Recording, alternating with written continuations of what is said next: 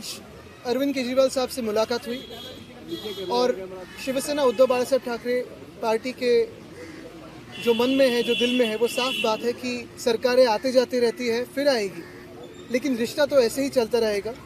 और यही कहने हम आए थे। उन्होंने जो पिछले 10 सालों में दिल्ली में जो काम किया है वो सारी जनता जानती है। ये जो चुनाव हुआ उसमें चुनाव का बहुत बड़ा हाथ था, आशीर्वाद था, और भाजपा ने चुनाव आयोग के तो आभार मानने ही ज़रूरी है।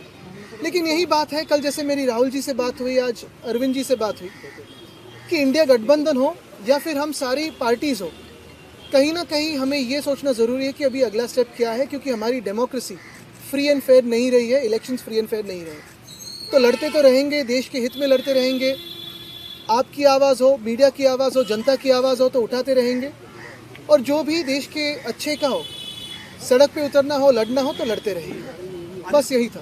लेकिन आपको नहीं लगता जो आपसी कन्फ्लिक्ट था उसका नुकसान भी जो है हुआ है, और दोनों ही पक्षों की तरफ? देखिए, काफ़ी सारी इसकी एनालिसिस हो सकती है, होगी भी, दोनों पार्टी अपनी अपनी एनालिसिस रखेगी, लेकिन हमारी तरफ से जो रिश्ता है वो रहेगा, जो दोस्ती है वो तो रहेगी। इसके आगे मैं कहना चाहता हूँ कि जो काफ़ी सारी जगहों में वोट्स काटे गए थे, जो वोट्स डिलीट हुए थे, उस पर भी कभी ना कभी विचार करना ज़रूरी है, क्योंकि वो वोटिंग का अधिकार लोगों से छीना गया था, वो चुनाव आयोग ने छीना है, तो उस पर भी विचार विमर्श होना ज़रूरी है। आदित्य जी, क्या इस इशू पे वोटर डिलीशन एडिशन पे आपकी कोई चर्चा हुई दिल्ली महाराष्ट्र दोनों को लेके? देखिए, आज तो कर्टसी कॉल था, आज तो यही कहने आए थे कि रिश्ता तो ही जारी रहेगा। जाहिर सी बात है, स्वाभाविक है कि जब हम मिलते हैं तो इस बातों पे चर्चा होती है। इसके पहले भी फ़ोन पे भी हुई थी, अभी जो फ़ोन टैपिंग करते हैं वो तो सुनते ही होंगे, तो उनको पता भी होगा कि हम शायद क्या बात कर रहे हैं। लेकिन हमने ये भी कहा है कि इस पर स्टडी करके जो हम प्रश्न चिन्ह उठा रहे हैं, जैसे महाराष्ट्र में 47 लाख वोटर्स कहाँ से बढ़े हैं, 76 लाख वोट्स आखिरी समय के बाद किसने वोटिंग किया है, इसकी कोई वीडियो फुटेज है क्या, टोकन्स है क्या? चुनाव आयोग इस पर बात करने के लिए बिल्कुल तैयार नहीं है। और ये सारी बातें अगर आप देखें तो हरियाणा हो, उड़ीसा हो, दिल्ली हो, मध्य प्रदेश हो, महाराष्ट्र हो, सारी जगह कॉमन है, ये एक पैटर्न दिखने लगा है। तो हमारे देश में आज फ्री एंड फेयर इलेक्शंस होते नहीं है, इसी का ये सबूत है।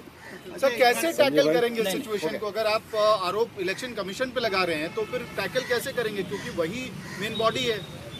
तो टैकल करने के लिए तो हम साथ में हैं और लड़ेंगे, क्योंकि ये देश हित की बात है।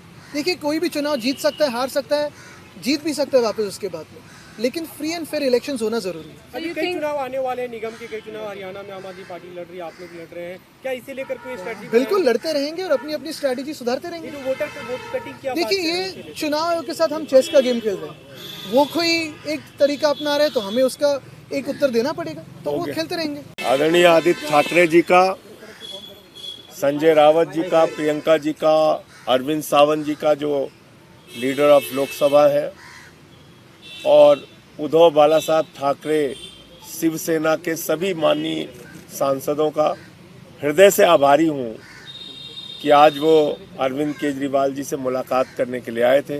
इनके प्रदेश अध्यक्ष मंगत राम मुंडे जी भी थे, और ये बहुत अच्छी बात है कि परिणाम की चिंता किए बगैर रिश्तों की बुनियाद मजबूत रहेगी, इसका भरोसा आदित्य ठाकरे जी ने और सभी साथियों ने दिलाया, और इस रिश्ते की मजबूती के साथ हम लोग आगे बढ़ेंगे, देश के लिए काम करेंगे।